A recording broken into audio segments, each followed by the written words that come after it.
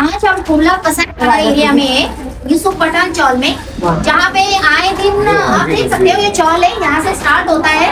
तो आज यहाँ के ही घर में एक चोरी हुआ है, जो कि मैं आपको बताती हूँ कौन सा घर है। ये एक सलीम जी का घर है, जिनके घर में चोरी हुई। तो देखिए इस तरफ यहाँ से होता है, और यहाँ पे ऊपर देखिए, यहाँ पे सीसीटीवी कैमरा है।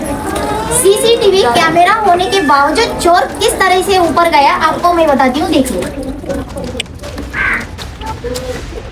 ये देखिए, ये कितनी कंजेक्टेड सीढ़ी है जहां से चोर ऊपर जाता है। से आप थोड़ा सा रास्ता भी बताइए। देखिए ये है यहाँ से रास्ता, और देखिए छोटा सा रास्ता।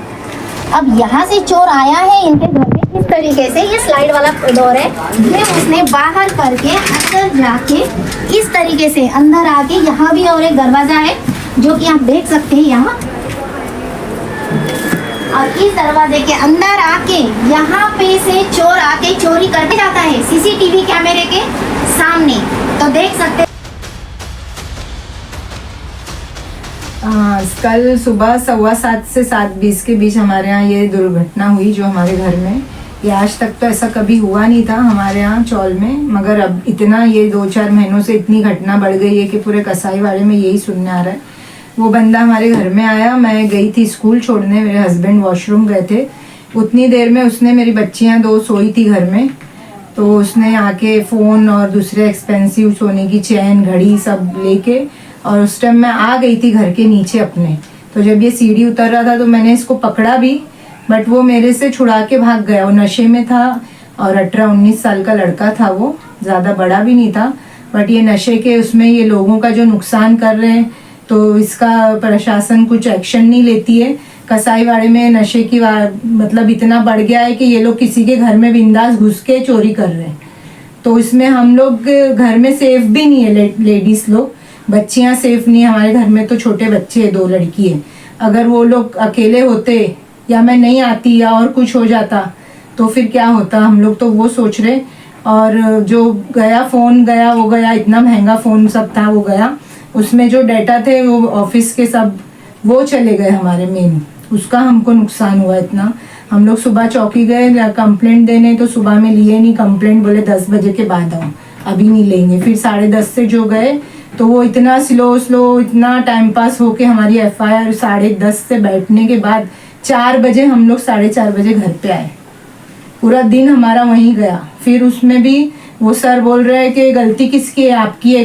हम खुला तो छोड़ के नहीं गए थे घर, बाहर से कड़ी थी, मगर कभी ऐसा हुआ नहीं था, उतनी देर में हो गया।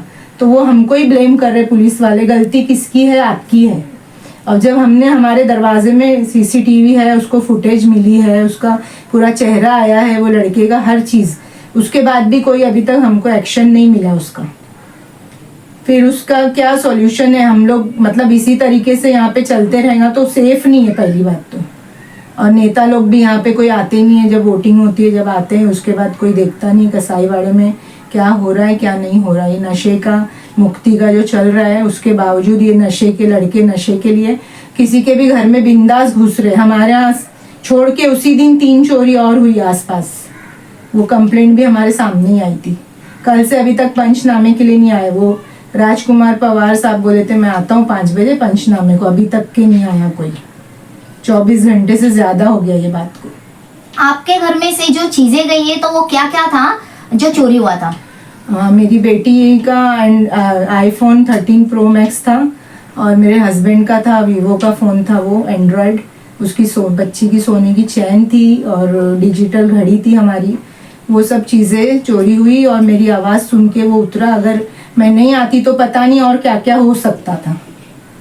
वो सोच के हम लोग को टेंशन था कि बच्चे अकेले थे, लड़कियां सेफ नहीं है, आजकल तो इतना माहौल ख़राब है। उसके बावजूद अगर कुछ और हो जाता तो उसका जिम्मेदारी भी कौन होती, किसकी होती? पुलिस वाला तो साफ बोल रहा आपकी गलती है बोल के उनने हाथ छोड़ दिए।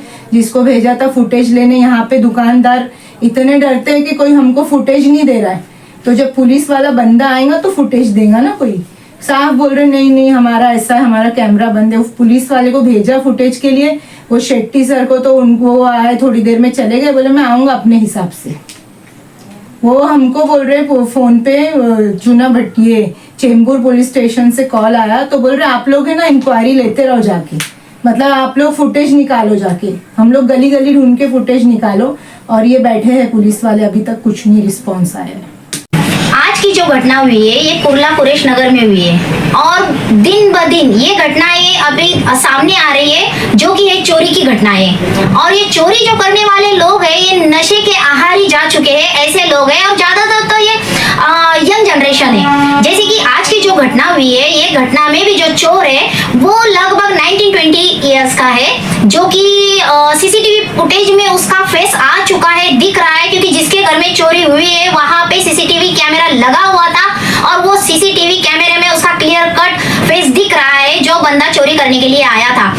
तो जो रिजवाना है जिनके घर में चोरी हुआ था, उनका ओपिनियन है कि उन्होंने पुलिस से कहा कि हमारे पास ये वीडियो है, आप देख लीजिए, और वो वीडियो में क्लियर वो चोर दिख रहा है, आप उस पे कुछ स्टेप लीजिए। तो उनका कहना है कि पुलिस ने, चुनाभट्टी पुलिस ने और बाकी पुलिसों ने उनको कहा कि जो चोरी हुआ है इसमें तो उनका ही गलती है, क्यों उन्होंने दरवाजे खुले छोड़े, ऐसा उनका ओपिनियन है। और कुछ दिन पहले निशा जाधव जी ने, सीनियर जो है, उन्होंने आके कहा था कि अगर आपको कहीं ऐसी वारदातें दिखती है, कहीं ऐसे लोग दिखते हैं कि कोई चोरी हो रही है, कोई नशाखोरी हो रही है, तो सीधे आके हमसे संपर्क करें, हम आपकी सहायता करेंगे।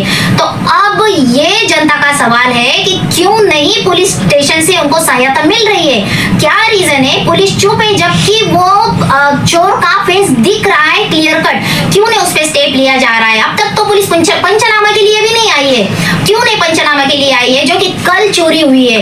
ये सारे सवालात हर एक आम जनता के दिमाग में आ रहे हैं। और क्यों ये सब चलेगा, कब तक चलेगा? क्योंकि आज अगर एक चोर पकड़ा जाएगा तो कल बाकी लोगों को उसका एक लेसन मिलेगा, वो एक लेसन सेट कर पाएंगे कि नहीं, चोरी करना अब गलत बात है। क्योंकि हम ये सब्जेक्ट पर अभी कड़ा कदम उठ रहा है, पुलिस लोग उठा रही है कड़ा कदम, लेकिन ये तब होगा जब पुलिस कदम उठाएगी। लेकिन चुनाभट्टी पुलिस ने अब तक कोई भी स्टेप नहीं लिया इस वारदात में।